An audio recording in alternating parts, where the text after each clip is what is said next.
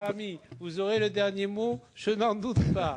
Mais j'ai essayé de voir. Bon, tu as demandé la parole. Oui. J'allais demander s'il faisait aussi les oreilles décollées, parce que c'est attenant au maxillaire inférieur. Au maxillaire inférieur, quand même. Non, mais charge de... revenons à la réalité. Simplement, je pense que la différence entre la capacité et la compétence est tout à fait au cœur du débat aujourd'hui. Si cette capacité supplémentaire a été attribuée en 2004, tous les chirurgiens dentistes formés avant 2004 n'ont pas été formés à Nantes. Donc, c'est là où il faut... peut-être avoir une formation bien spécifique des chirurgiens dentistes formés avant 2004, parce qu'eux n'ont pas été formés dans le cadre des parties attenantes à la bouche, mais dans le cadre de Monsieur le sénateur a tout à fait raison. Et c'est la raison où pour il laquelle... faut peut-être jouer sur... C'est la raison pour laquelle j'ai dit, et le président du Conseil de l'Ordre dira certainement la même chose que moi, d'autant qu'il y a, je crois... des diplômes qui sont en cours de préparation aussi. J'ai dit que si nous étions intransigeants sur notre capacité, nous sommes aussi soucieux de notre compétence. Et que effectivement, un praticien qui souhaiterait pratiquer de tels actes, mais comme dans n'importe quel domaine de la chirurgie dentaire, il se doit d'acquérir la compétence afin de pouvoir la pratiquer. Je vais même aller plus loin.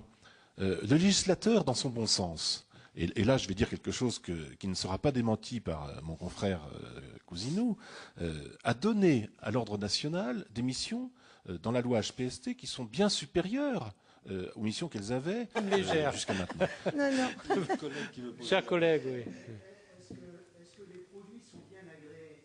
Est-ce qu'il y a des éléments bien particuliers pour l'utilisation des produits en institut de beauté?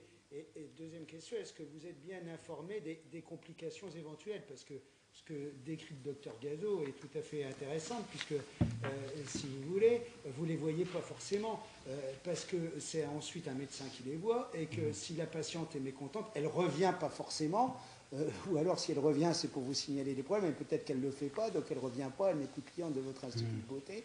Donc vous n'êtes pas forcément au courant peut-être de l'ensemble des complications qui peuvent être engendrées, parce que automatiquement, moi je partage le point de vue du rapporteur, vous avez forcément des complications avec des applications de pommade ou de crème qui font qu'il y a des réactions cutanées, quels que soient les produits.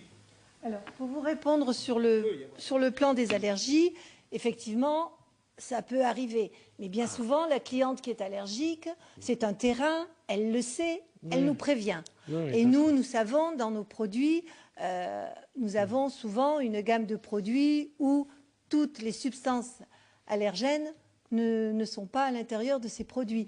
On sait que bien souvent dans l'allergie, c'est le sujet. Alors bien sûr, il y a des produits qui sont particulièrement allergiques, mais on peut manger toute sa vie un plat de fraises et puis un beau jour en faire une allergie.